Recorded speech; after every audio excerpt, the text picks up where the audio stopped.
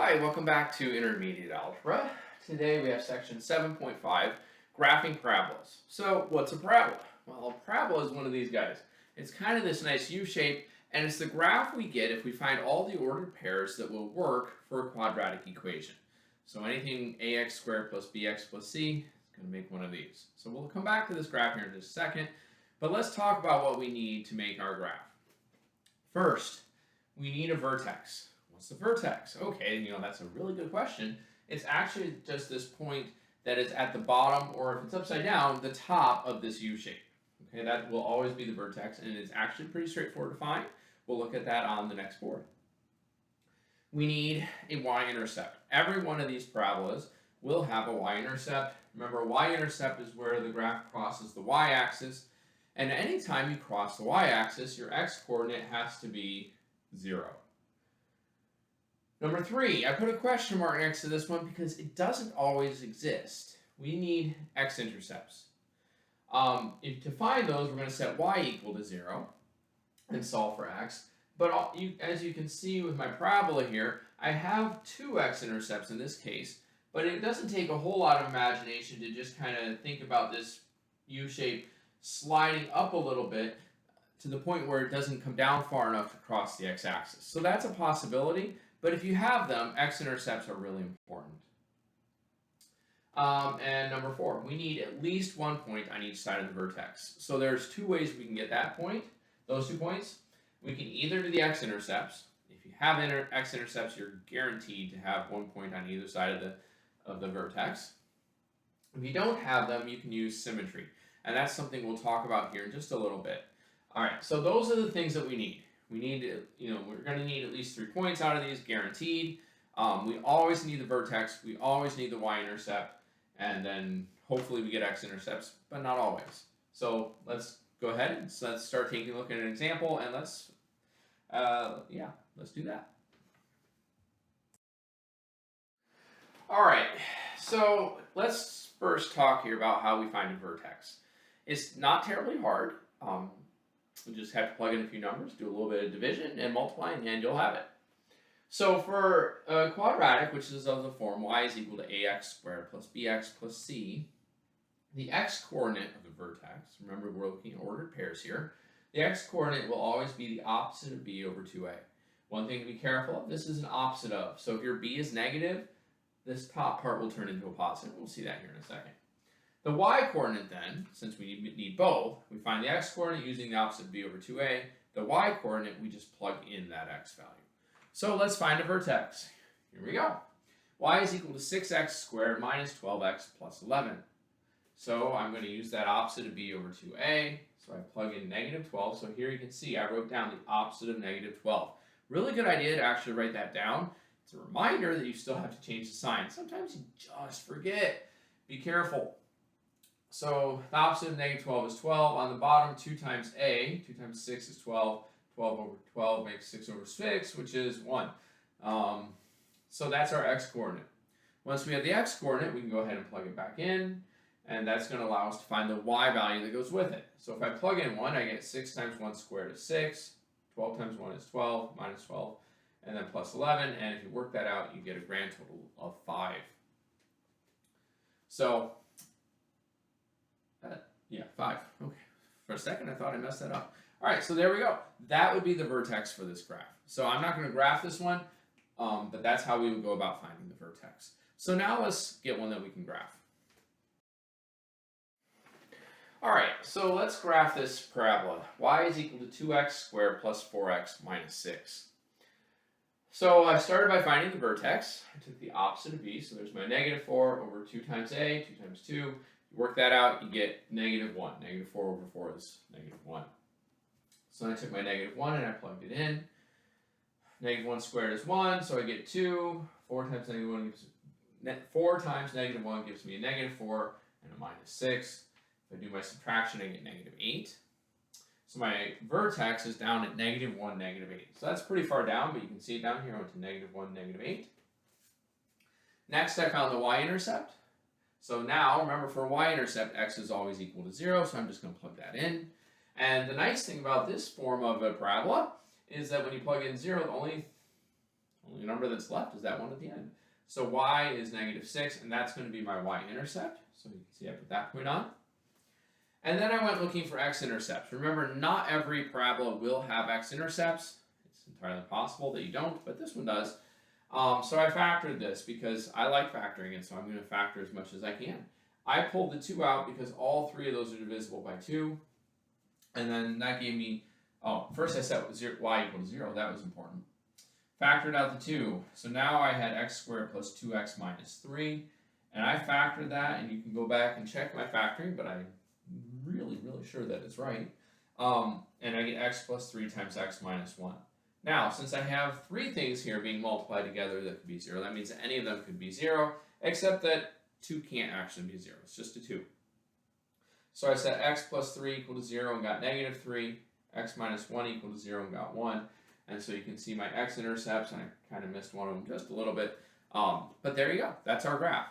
We have everything we need. We have the vertex, we have the y-intercept. We were fortunate enough to be able to find x-intercepts, and that certainly gives me a point that's on either side, this way, left and right, of my vertex. So there we go. Let's do another one.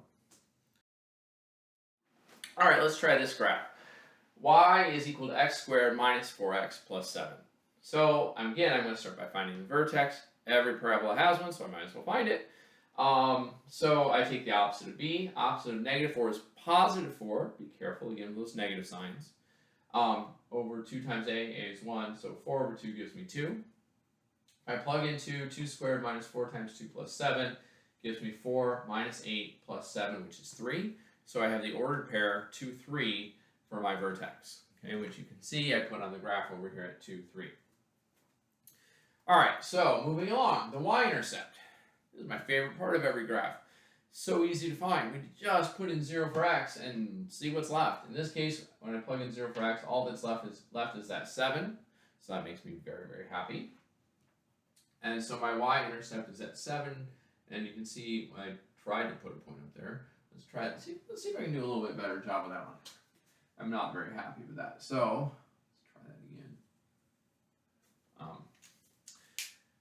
My ability to draw is not great. Anyway, so I have my point up at 7 for my y-intercept. So then I get to the x-intercept, and in this case, I wanted to actually look at the discriminant because this is a way that you can tell really quick if you're going to have any x-intercepts, because remember the x-intercepts are where the equation is equal to 0, and so the discriminant will tell us what kind of solutions that has. In this case, we do b squared minus 4ac, so we have -4 squared is 16, minus 4 times 1 times 7, and that gives me 16 minus 28, which is -12. So if you remember from when we talked about the discriminant, when the discriminant is negative, that means the solutions are all complex numbers, which are not on our graph. So we will not have any x-intercepts here. And so actually that kind of makes sense even, because we can see from what we already had, we had the vertex down here at 2, 3, and the y-intercept was above that at 7. So there's no way this parabola could somehow go down and get to the x-axis. So, you know, there's a couple of cues that you could take here to try and figure out that you aren't going to have any x-intercepts. You could do the discriminant, you could try and find them, or you could just recognize that, hey, here's my vertex. Since my y-intercept is up above that, there is no way we're going to have something down here to cross the x-axis. So how did I get my third point? Okay, remember we need 3 points. We need at least the vertex, the y-intercept, and we have to have 2 points, 1 point on each side of the vertex. Well, the y-intercept makes 1 point on, it makes a point on the left-hand side of the vertex. So where does this one on the right come from?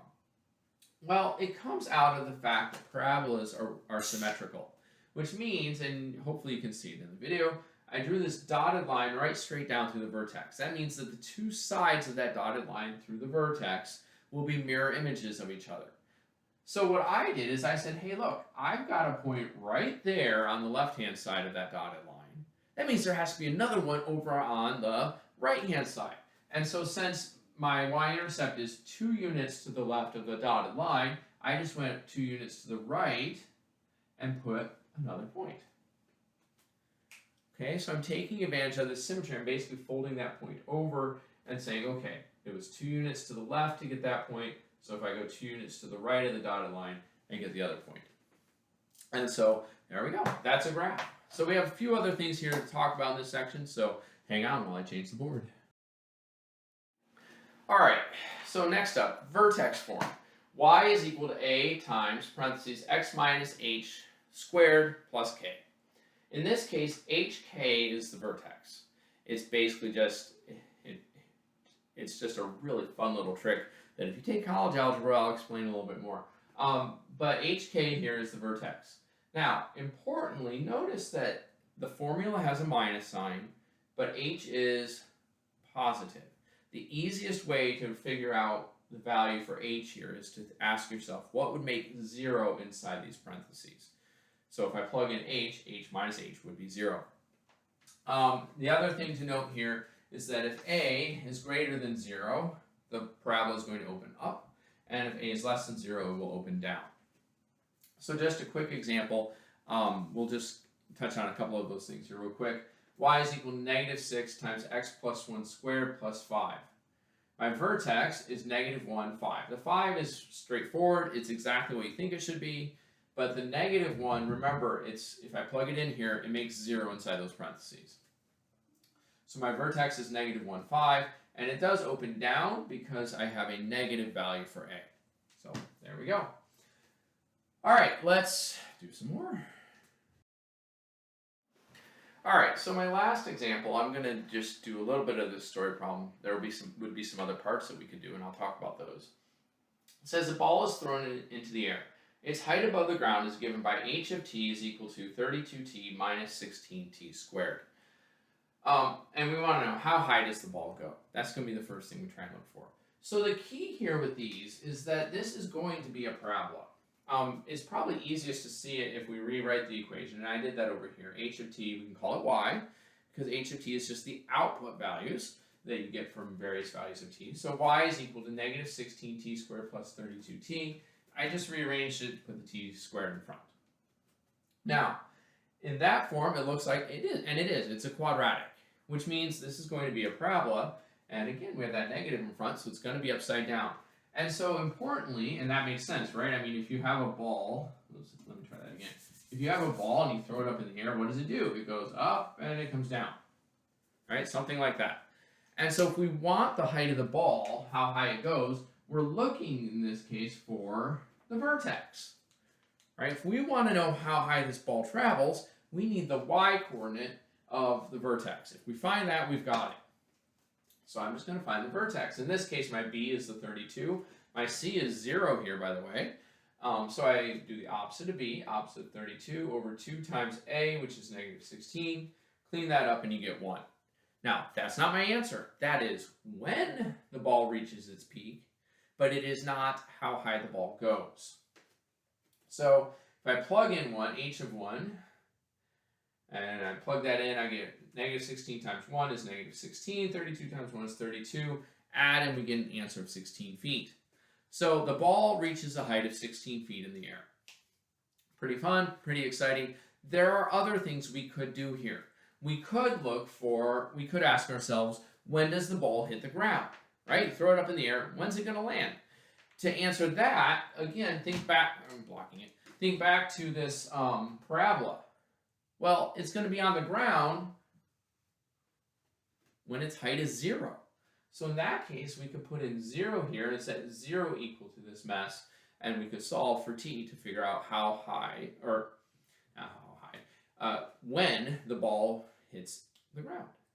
So again, if we just think about what we actually have, that the ball is making a parabola, I think we can work our way through some of these story problems where it wants, the height of a ball or when it lands on the ground, all those kinds of things, just by keeping in mind what it is we're actually looking at. So again, the height is our y value, and yeah, the time when things happen is a t value.